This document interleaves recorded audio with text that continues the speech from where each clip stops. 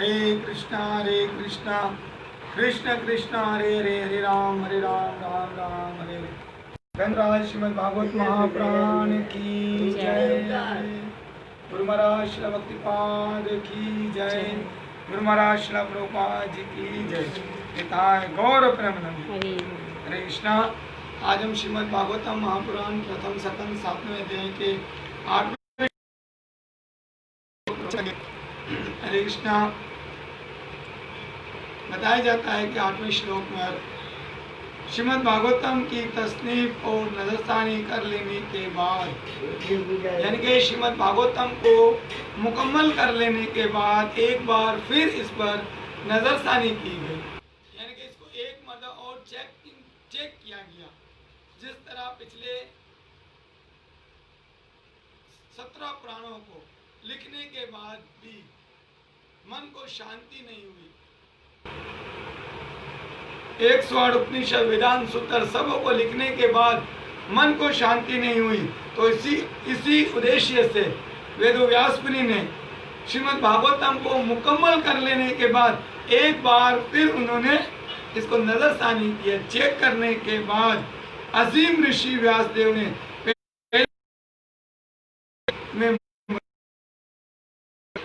महान ऋषि मुनि, महान संत, भगवान के अवतार वेदव्यास मुनि ने पहले से ही मुक्त आत्मा, क्या कहा, पहले से ही खुद सन्यासी, यानी कि पहले से ही मुक्त आत्मा में मशगूल अपने बेटे, जो कि माँ के गर्भ से ही एक मुक्त आत्मा थी, जिन्हें इस संसार में किसी वस्तु की जरूरत ही नहीं थी, क्योंकि वो पहले से ही राम सन्यासी थे, यानी कि अपनी माँ के गर्भ में ही उन्होंने सब कुछ ज्ञान हासिल कर लिया था। लेकिन यहाँ बताया जाता है कि पहले से ही खुद सन्यासी में मशगूल अपने बेटे श्रीमद श्री सुखदेव गोस्वामी को इसकी तालीम दी। उसके बावजूद भी जो भागवतम की जो तालीम पहली है वो सुखदेव गोस्वामी को दी गई, और यही सुखदेव गोस्वामी फिर ये कथा जो है राजा परीक्षित महाराज को सुनाते हैं, और उसी सभा के अंदर विराजमान सूत गोस्वामी सनकादि ऋषियों को ये कथा सुना रहे हैं। इसी के साथ ये सारी कथाओं का जो विश्लेषण है वो एक साथ चल रहा है, एक साथ तमाम की। कभी आप देख रहे होंगे, कभी सुखदेव गोस्वामी का जिक्र आ रहा है, तो कभी सौनक ऋषि सुत गोस्वामी से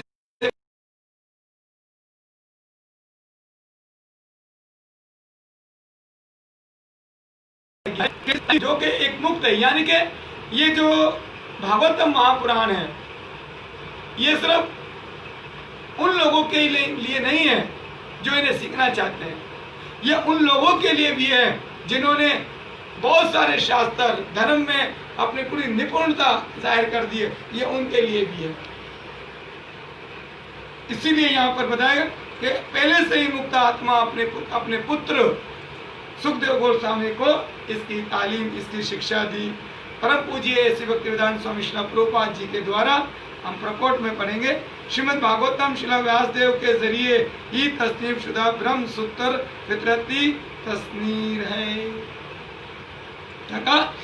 ये जो श्रीमद् भागवतम है व्यासदेव के जरिए ही इसको लिखा गया, ये ब्रह्म सूत्र है, ये ब्रह्म सूत्र है, ये इसको ब्रह्म सूत्र का नाम भी दिया गया। ये ब्रह्म सूत्र या वेदांत सूत्र पहले ही से खुद सन्यासी में मशगूल लोगों के लिए, ये जो ज्ञान है ये पहले से उन लोगों के लिए ही है जो पहले से भगवान के साथ या सारे शास्त्रों के निपुण हो गए, और जो खुद सन्यासी है, जिनको इस संसार से कोई लेना देना नहीं है। ये वास्तविक तौर पे ये उन्हीं लोगों के लिए श्रीमद् भागवतम इस तरह से तैयार की गई है कि इसकी कहानियां सुनते ही इंसान हो जाता है।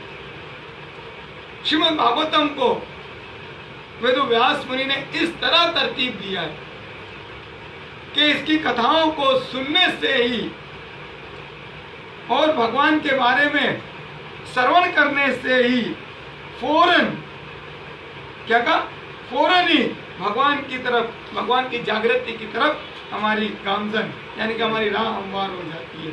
अगरचे ये खास कर परमहंस यानी खुद सन्यासी में मशगूल, मुकम्मल मशगूल लोगों के लिए है, यानी कि ये परमहंस। अमूमन दो मिसालें दी जाती है, कौवा और हंस की। हंस हमेशा मोती ही चुनेगा और कौवा 1000 हंसों के बीच में बैठकर भी वो गंदगी में ही मुड़ गए। इसी प्रकार हम कभी कभी देखते हैं बहुत सारे लोग जो है भगवान के वैष्णव भक्तों के साथ रहने के बावजूद भी वो अपने मन में कपट रखते हुए वो वापस अपने विषय भोगों की तरफ ही आसक्ति बनाए रखते हैं। ये उन लोगों के लिए नहीं है जो भोगों में आसक्ति बनाए रखे, क्योंकि उन्हें कुछ भी नहीं मिलेगा यहां से।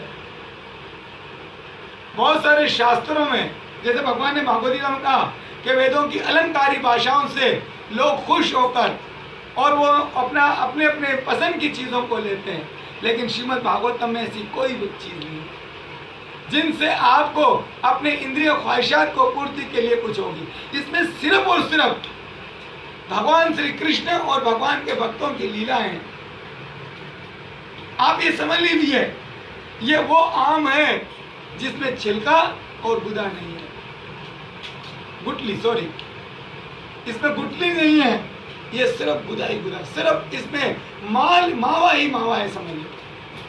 सिर्फ इसमें अमृत ही अमृत है, इसलिए इसमें दुनिया की किसी वस्तु का जिक्र ही नहीं आएगा, दुनिया की किसी भोग की तरफ बात ही नहीं होगी इसमें।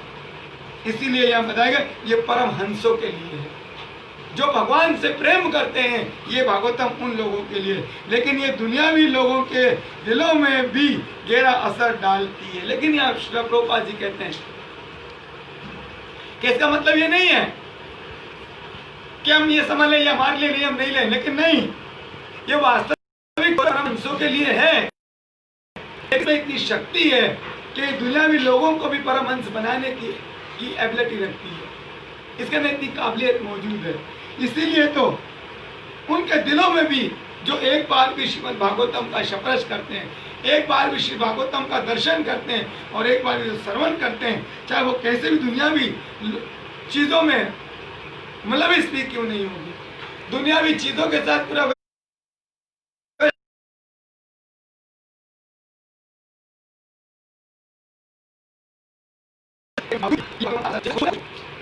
जब हमारे हाथ में लग जाए, हम अपने हाथ को धुलाई भी कर लें, लेकिन फिर भी खुशबू बता देती है कि मैं यहां से होकर गुजरी हूं। खुशबू क्या कहती है? वो बताती है कि यहाँ खुशबू मौजूद, मैं यहां से गुजरी हूं। बिल्कुल इसी प्रकार भागवतम अपना असर जरूर दिखाता है। कितने बड़े भी महान पापी भी क्यों नहीं हो दुनिया के लोग, अगर भागवतम का आश्रय ले लेते हैं, इसकी शरण में आ जाते हैं, तो ये भागवतम का रंग उस पर चढ़ जाता है।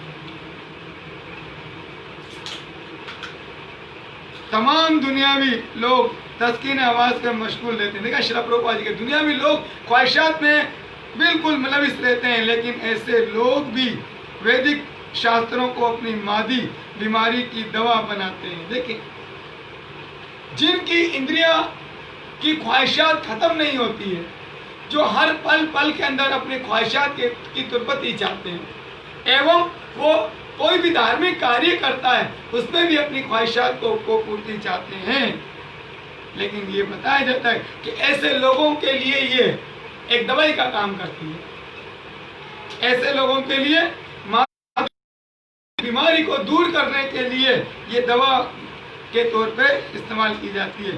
सुखदेव गोस्वामी अपनी पैदाइश से ही मुक्त आत्मा जीव थे और उनके पिता ने इन्हें श्रीमद् भागवतम की शिक्षा दी, और पहले से मुक्त आत्मा थे, लेकिन उनके पिता ने उनको ये शिक्षा दी। दुनियावी आलिमों में श्रीमद् भागवतम की तस्नीफ की तारीख मुकम्मल तारीख तकमील को लेकर इख्तिलाफ है। दुनियावी विज्ञानियों के लिए, दुनियावी जानकारों में श्रीमद् भागवतम की जो तारीख है कि ये कब मुकम्मल तौर पर इस संसार में दी गई थी, इसके बारे में बहुत सारे लोगों के इख्तिलाफात अपने अपनी राय देते हैं, लेकिन श्रीमद् भागवतम के अहम जो लिखित है से ये यकीन हो गया है कि इसकी तस्नीफ, इसको जो प्रकट किया गया राजा परीक्षित की वो के मौत शराब के से पहले भगवान श्री कृष्ण की रवानगी के बाद हुई थी। भगवान श्री कृष्ण जब इस संसार से चले गए थे और राजा परीक्षित जिनको श्राप दिया गया कि 7वें दिन ये चक्षकनाग जिंदा होकर दोबारा तुझे डसेगा और तेरी मृत्यु हो जाएगी, और उस समय से लेकर उसकी तारीख बताई गई है जब राजा परीक्षित भारतवर्ष के सम्राट के रूप में हुकूमत कर रहे थे। सम्राट यानी कि पूरी सल्तनत जहां जहां तक जमीन नजर आती है उनका एकमात्र एक ही राजा परीक्षित थे। उन्होंने शख्सियत कली को सजा यानी कि कलयुग एक पुरुष के रूप में जब आया था तो उसको सजा दंड देने के लिए शास्त्रों और ज्योतिषी हिसाब किताब के मुताबिक, शास्त्र और विज्ञानियों के मुताबिक ज्योतिषियों कलयुग अपने पहले 5000वें साल में है। इस वक्त ज्योतिषी हिसाब किताब के अनुसार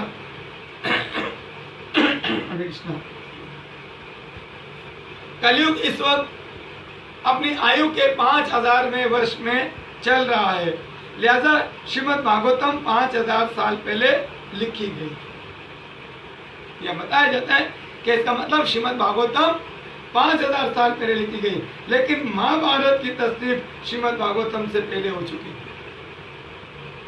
लेकिन महाभारत जो है वो श्रीमद् भागवतम से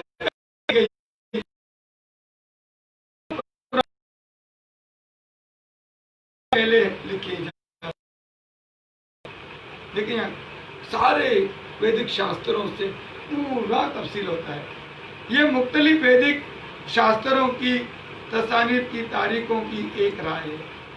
मुख्तलिफ शास्त्र, मुख्तलिफ जो वेद है उनको लिखत का ऐसे नहीं है कि वेद अभी प्रकट हुए, नहीं, इनको आसान अल्फाजों में ये समझ लें कि इसको किताबी सूरत में पहले पत्तों पे लिखा गया था, कागज आने के बाद इसको किताब की सूरत में दे, यानी कि पहले गुरु के शब्दों के साथ ये थी। ये सतयुग से ही है। भगवान ने ब्रह्मा को पहले यही ज्ञान दिया था, लेकिन आज जिस तरह हमारे सामने विराजमान है इस तरह की ये तारीख बताई गई। चूंकि वेदो व्यास मुनि ने इसी शास्त्र को लिखित में स्टार्ट किया था।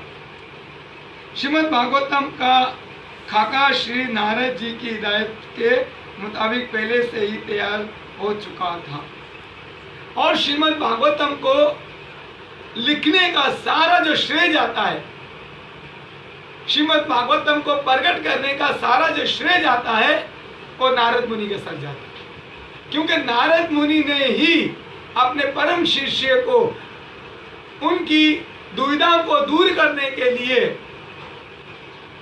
ये उपदेश दिया था, और उनकी बीमारी को समझते हुए ये उनको एक इलाज दे दिया कि तुम्हारी बीमारी जो है वो सिर्फ और सिर्फ श्रीमद् भागवतम के लिखने से ही खत्म होगी। भगवान श्री कृष्ण का ही वजूद है, भगवान श्री कृष्ण का ही वजूद है, और भगवान श्री कृष्ण के वजूद के बगैर अगर हम किसी वस्तु किसी चीज की निर्माण करते हैं तो वो सब बेकार है। ये तो बिल्कुल इसी तरह कि एक ढांचा तो तैयार कर लिया गया है लेकिन उसमें प्राण नहीं लगे। एक जीव तो बनाया गया है, उसके हाथ है, पैर है, आंखें हैं, सारे अंग मौजूद है, लेकिन एक जो प्राण है वो नहीं मौजूद है। इसी तरह सारे वेदों का जो प्राण है वो श्रीमद् भागवतम। सारे वेदों की जो जान है वो श्रीमद् भागवतम महापुराण है। क्यों? क्योंकि भगवान श्री कृष्ण का अंग है। बताया जाता है कि जिस वस्तु के अंदर भगवान ना हो वो वस्तु बेकार होती है। इसकी मिसाल सबसे जबरदस्त हमें पवन पुत्र हनुमान जी से मिलती है। उन्हें 9 लखा हार दिया गया, लेकिन पवन पुत्र हनुमान जी ने, भक्तराज हनुमान जी ने उस 9 लखे हार की अहमियत को ना मानते हुए हरि नाम की अहमियत को उजागर किया। क्या कहा? सारे मोती को तोड़ तोड़ कर बिछला दिए थे, लेकिन जिनकी आंखें दुनियावी वासनाओं में डूबी हुई होती है, दुनियावी ख्वाहिशात में डूबी हुई होती है, दुनिया की नजरों में मिल चुकी होती है, उन लोगों को भगवान के परम भक्तों की जो लीलाओं का इतनी आसानी से समझ नहीं आता। वहां और वो लोग बजाय समझने के भगवान के भक्तों पर लांछन लगाते हैं। लेकिन भगवान के भक्त इतने कृपालु होते हैं कि उनका उत्तर उनके अनुसार नहीं देते हैं, उनका उत्तर वो धार्मिक अनुसार देते हैं, भगवान के अनुसार देते हैं, कृपा के अनुसार देते हैं, दया के फल स्वरूप में देते हैं। और उन्हें तो इतना कठोर शब्द भी इस्तेमाल किया गया था, को क्या पता कि इस 9 लखे हार की अहमियत क्या है। लेकिन उन तमाम लोगों को नहीं पता था कि आपको क्या पता है कि हरि नाम की अहमियत क्या है, भगवान नाम की अहमियत क्या है। ये राम भक्त हनुमान जी ने ये बतला दिया और उन्होंने कह दिया कि मेरे लिए तो वही चीज सबसे उत्तम है जिसमें मेरे सीता राम जी हो, जिसमें मेरे सीता राम जी हो। और इसी के साथ किसी एक ने और कह दिया, क्या फिर तो तेरा शरीर भी बेकार है। क्या कहा? फिर तो तेरा स्वयं शरीर ही बेकार है। बोले कैसे? बोला क्या तेरे हृदय में भी सीता राम जी है? लेकिन भगवान के भक्त जो होते हैं वो अपनी बड़ाई नहीं, वो भगवान के ऊपर उनका इतना अटूट विश्वास होता है कि वो बगैर किसी को, बगैर हिचकिचाहट के वो ये फैसला कर लेते हैं कि हाँ, मेरे रोम रोम में भगवान राम सीता बसते हैं। एक भजन की कड़िए जिसमें कहते हैं कि चीर के छाती बोले अपने पवन पुत्र हनुमान, मेरे मन में बसे हैं राम, मेरे तन में बसे हैं राम। अपने छाती को चीर दिया था और उन तमाम लोगों को दिखला दिया कि मेरे एक एक रोम रोम के अंदर सीता राम जी विराजमान है। और यही हुआ। उन्होंने अपनी छाती को जब चीर दिया और उन्होंने कहा अगर मेरे हृदय में भगवान राम नहीं है तो आप लोग बिल्कुल सही कहते हो, फिर ये शरीर भी मेरे किसी काम का नहीं है। क्या कहा? कि फिर ये शरीर भी मेरे किसी काम का नहीं है। तो उन्होंने प्रमाण के तौर पर अपनी छाती को अपने नाखूनों से चीर दिया। और भगवान के ऊपर जिनका इतना अटूट विश्वास हो, भगवान उनको कभी निराश नहीं करते। भगवान सबों को दर्शन करवा दिया कि बाप जी के एक एक रोम के अंदर सीता राम जी विराजमान थे। बिल्कुल इसी तरह भक्तराज प्रहलाद ने भी, जब उनके पिता ने कहा था कि तू जिसका नाम ले रहा है वो झूठ है, भक्त प्रहलाद ने कहा जिसे आप झूठ समझते हैं पिताश्री यही सत्य है। तो कहा सत्य है तो सामने क्यों नहीं आता है? तो जवाब में आया कि सत्य ने क्या कहा? शंका नहीं श्रद्धा रखी है। बोले कहां है तेरा भगवान उन्होंने कहा नहीं, अणु मनु कण कण जीव निर्जीव सब में विराजमान है। बोलता निर्जीव तो फिर इस खंबे में भी है। मकबरा ने कहा ये कथा में बताने की आवश्यकता भी नहीं, आप सबको पता है कि भक्तराज के कहते ही जैसे ही उसने खंबे को तोड़ा और वहां पर नरसिंहदेव भगवान प्रकट हो गए थे। इस लिहाज से हम पाकिस्तानी लोग बहुत खुशनसीब हैं, हम पाकिस्तानी लोग बहुत खुशनसीब है कि भगवान नरसिंहदेव ने हमारे ही पाकिस्तान में ही अवतार लिया। मुल्तान शहर में आज भी वो खंबे की निशानियां मौजूद है जहां से नरसिंहदेव भगवान प्रकट हुए। कहने का अर्थ क्या है कि जिस वस्तु में भगवान नाम ना हो वो बेकार है। इसीलिए सारे वेदों शास्त्रों में जो कि पहले लिखे गए थे उनकी पुष्टि महाभारत में हुई। महाभारत उसके बाद लिखा गया और महाभारत के बाद अंतिम शास्त्र जो लिखा गया था वो श्रीमद् भागवत में श्लोक में बताया गया है कि वेदव्यास मुनि ने फिर कहते हैं ना कि जो गर्म से जलता है ना वो ठंडे को भी फूंक फूंक से पीता है। क्या कहा? जो गर्म से जला हुआ हो वो ठंडे को भी फूंक फूंक से पीते हैं। तो वेदव्यास मुनि पहले से ही वो जले हुए थे गर्म से, शास्त्रों से, क्योंकि वो पहले से टेंशन में थे, वो पहले से शांत हृदय नहीं था उनका कि मैं इतना कुछ करने के बाद भी शांत नहीं हुआ। इसीलिए उन्होंने भागवतम को लिखने के बाद दोबारा नजरसानी किया, दोबारा चेकिंग किया कि कहीं पर मैं मस्जिद को टूटी तो नहीं रख दिया हूँ। जब उनका मन बिल्कुल शांत हो गया, मुतमैन हो गया, तब उन्होंने इसकी शिक्षा अपने पुत्र को दी। तब इसकी शिक्षा अपने पुत्र को दी। इसीलिए इसको वेदों का पका हुआ फल कहा जाता है। ये वेद शास्त्र का पूरा पका हुआ फल है और इस पके हुए फल के जो माली है, सही मानों में जो माली है वो नारद मुनि है।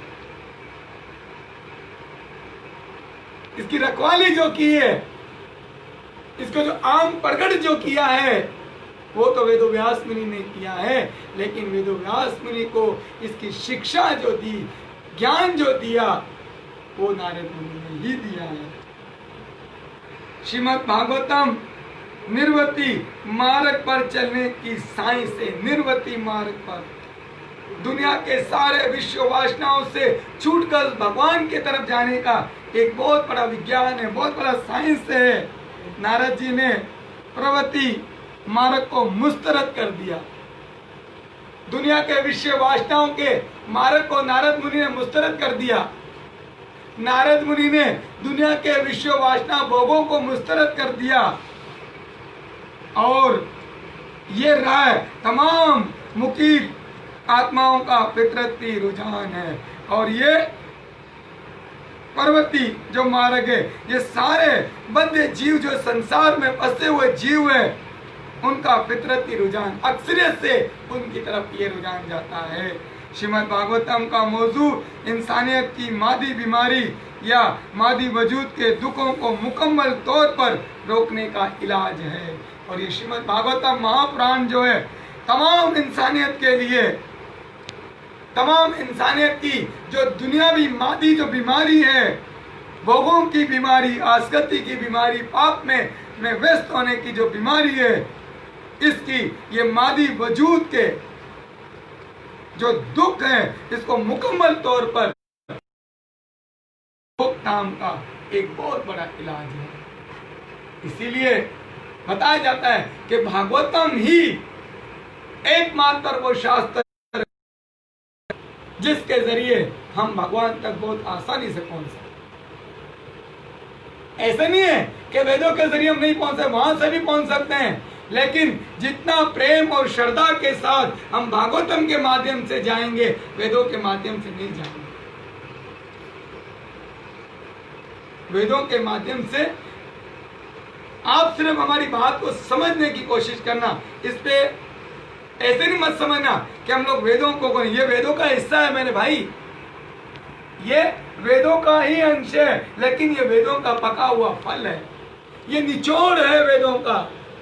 इसीलिए वेदो व्यास मुनि की कृपा से जिसने भागवतम को सही मानों में पढ़ लिया, अध्ययन कर लिया है, उसे वेद पढ़ने की कोई आवश्यकता नहीं, क्योंकि वेद भी हमें इसी तरफ कृष्ण भक्ति की तरफ ही लेकर आएंगे, लेकिन वो समय तक हमें घुमा घुमा कर ये लेके आएंगे। लेकिन भागवतम डायरेक्टली श्री कृष्ण के शरण में हमें लेके जाता है, क्योंकि ये स्वयं श्री कृष्ण है। भागवतम स्वयं भगवान श्री कृष्ण का अंग है। भागवत गीता भगवान की वाणी है और भागवतम भगवान श्री कृष्ण का अंग है। जो इसके इन दोनों शास्त्रों के शरणागत रहता है, उसे दुनिया की माया कभी व्यक्त नहीं कर सकती। इसीलिए आए हम भी भगवान श्री कृष्ण के श्री चरणों से प्रेम करते हुए, भगवान से प्रार्थना करते हुए कि हमें अपनी चरण कमलों की रज दीजिए, चरण कमलों की सेवा दीजिए, चरण कमलों की भक्ति दीजिए। और हमारे गुरुदेव श्रील भक्तिपाद इसी उद्देश्य से हर जीव के लिए एक ही उपदेश देते हैं, एक ही मार्ग देते हैं। श्रील प्रभुपाद जी ने भी एक ही उपदेश दिया है,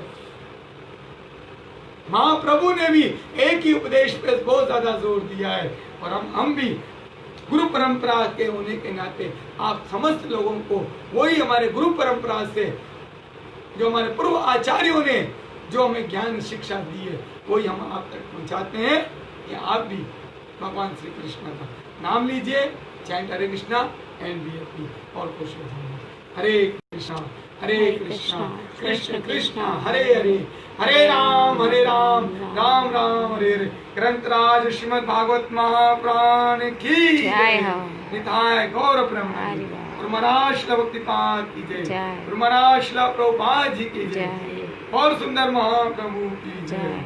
जय जय श्री राधे।